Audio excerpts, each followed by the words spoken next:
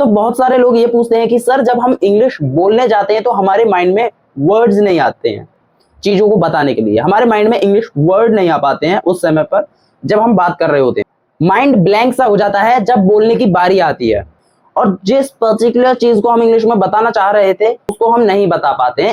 इसकी वजह से ना सिर्फ हम इंग्लिश बोल पाते हैं, बल्कि ये सिचुएशन हमें नर्वसनेस, कॉन्फिडेंस की कमी और ये फील कराती है कि हम अभी इंग्लिश में अच्छे नहीं हैं, जबकि आप हो। If you also face this kind of problem while speaking English, stick with me till the end. I'm not gonna talk in the air. I'm gonna share scientifically proven ideas and my own experiences. So let's get it started. तो शुरू करते हैं।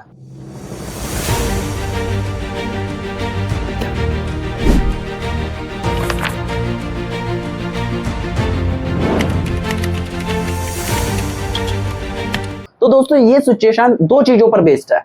पहला, आपको English बहुत अच्छे से आती है, लेकिन जब आप पब्लिक के सामने होते हो या फिर स्टेज पर होते हो, सामने वाले को ज्यादा बड़ा समझते हो, तब ये आपके सामने प्रॉब्लम आती है, तब आप ब्लैंक हो जाते हो। तो एक सिचुएशन ये है कि कब आप ब्लैंक हो जाते हो, जब आप ब्लैंक हो जाते हो जब आपके सामने अपने से बड़ा कोई होता है जिसको आप दादा मान रहे हो, या फिर अगर मैं बोलूँ कोई गर्ल आपके सामने आ जाती है, बहुत सुंदर गर्ल आ जाती है, तब भी आप ब्लैंक हो जाते हो, और इवन तब तो आप हिंदी भी भूल जाते हो। ओके। और दूसरी सिचुएशन ये है कि आप नॉर्मली ब्लैंक हो जाते हो, कि जब आप इंग्लिश बोलते हो तो आप बहुत बार क्या करते हो, और आप में से बहुत सारे लोग क्या करते हैं, आप हिंदी टू इंग्लिश ट्रांसलेशन कर रहे होते हो। आप हिंदी टू इंग्लिश ट्रांसलेशन करते हो फिर बोलते हो। आपका mind Hindi to English translation कर रहा होता है, जिसमें कि आपके ब्रेन पर ये लोड होता है कि भाई उसको Hindi to English proper rules follow करने हैं।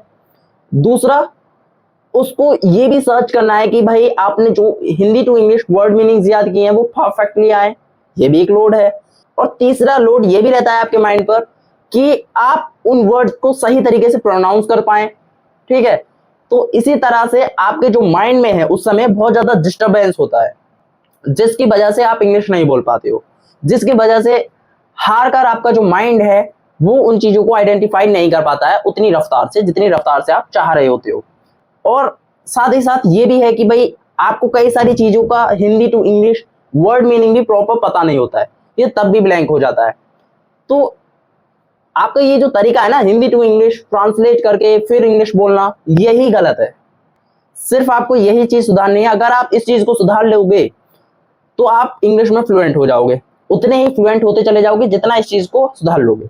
तो आपको क्या करना है, ये जो चीजें है ना कि हिंदी टू इंग्लिश आपको सोचना है फिर आपको बोलना है, ठीक है, तो आपको यही चीज को हटाना है और आपको थिंक इन इंग्लिश लेके आनी है। जब आप ऐसे सोचोगे कि भाई ये एक चीज है और इसको जो है वॉल कहते हैं, इसका नाम जो है वॉल है, डायरेक्ट मैंने किसमें बताया, इंग्लिश में। जब आप भी इसी तरह से चीजों को डायरेक्ट इंग्लिश में बताओगे तो आपका माइंड कभी ब्लैंक हो ही नहीं सकता। और ये जो है थिंक इन इंग्लिश है, मतलब कि सिचुएशन, जो भी एक्शंस हैं, जो भी एक्टिविटीज हैं, उनको डायरेक्ट इंग्लिश में बोलो। तो देखो कितने सारे फिल्टर्स हट गए आपके माइंड में, जो लगे हुए थे ना, जो डिस्टर्बेंस क्रिएट कर रहे थे। पहला हिंदी टू इंग्लिश हट गया, प्रॉपर हट गया, हिंदी टू इंग्लिश हट गया। इट मीन्स कि अब आपका माइंड जो है एम्प्टी है, प्रोसेस बहुत अच्छा करेगा, कम्युनिकेशन आपकी इंप्रूव हो जाएंगी, और ये जो फिल्टर था ये हट गया। जब ये फिल्टर हट गया तो अब आप कॉन्फिडेंटली तरीके से बोल सकते हो डायरेक्ट इंग्लिश टू इंग्लिश।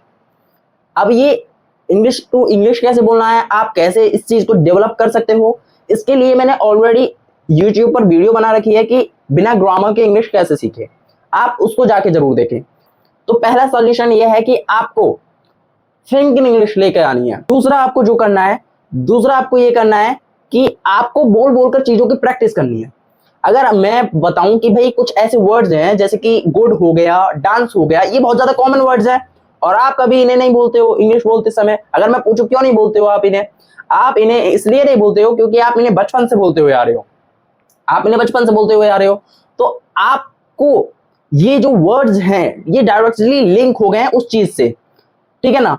जैसे कि अगर आप बचपन से टेबल बोलते हुए आ रहे हो तो आपका माइंड लिंक हो गया है टेबल से, इस शब्द से। तो वो जैसे ही टेबल को देखेगा तुरंत बोलेगा टेबल, ठीक है ना। क्यों?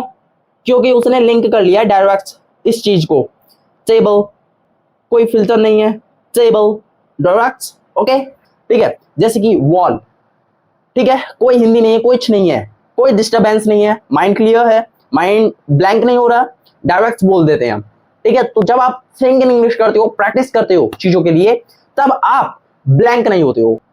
और एक और चीज है, कुछ ऐसे वर्ड्स हैं जिनके साथ आपने बहुत ज्यादा प्रैक्टिस की है, ठीक है, तो आप उनके साथ कभी ब्लैंक नहीं होते हो।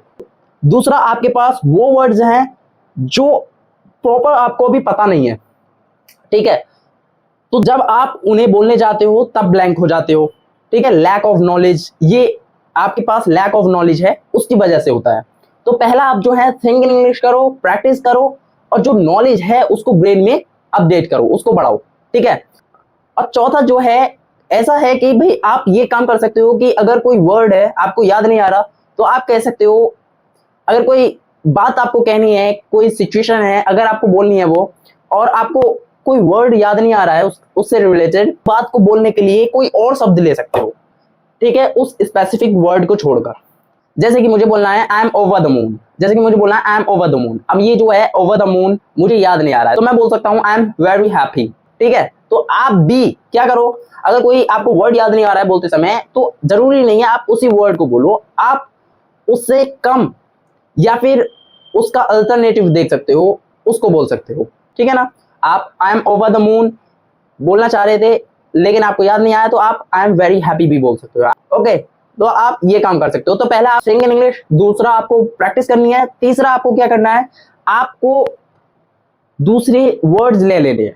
अगर आपको कोई वर्ड याद नहीं आ रहा है कोई चीज बताने के लिए, तो उसी से ही जुड़ा, ठीक है, उसी से ही जुड़ा आप दूसरा वर्ड ले सकते हो, जरूरी नहीं हो कि उसके पीछे पढ़ो, ठीक है ना। तो तीसरा ये हो गया। तो इस तरह आपकी I want to speak English but words don't come to my mind वाली प्रॉब्लम पूरी तरीके से सॉल्व हो जाएगी। और इंग्लिश विद प्रियांशु को इंस्टाग्राम, फेसबुक, थ्रेड्स और लिंक्डइन, हर जगह इंग्लिश विद प्रियांशु को फॉलो करें, जहां हमसे लाखों लोग ऑलरेडी जुड़ चुके हैं, क्योंकि इंग्लिश बोलना एनवायरनमेंट से ही आती है। और अगर आपको ये वीडियो हेल्पफुल लगी हो तो यहाँ मुझे सब्सक्राइब करना ना भूलें।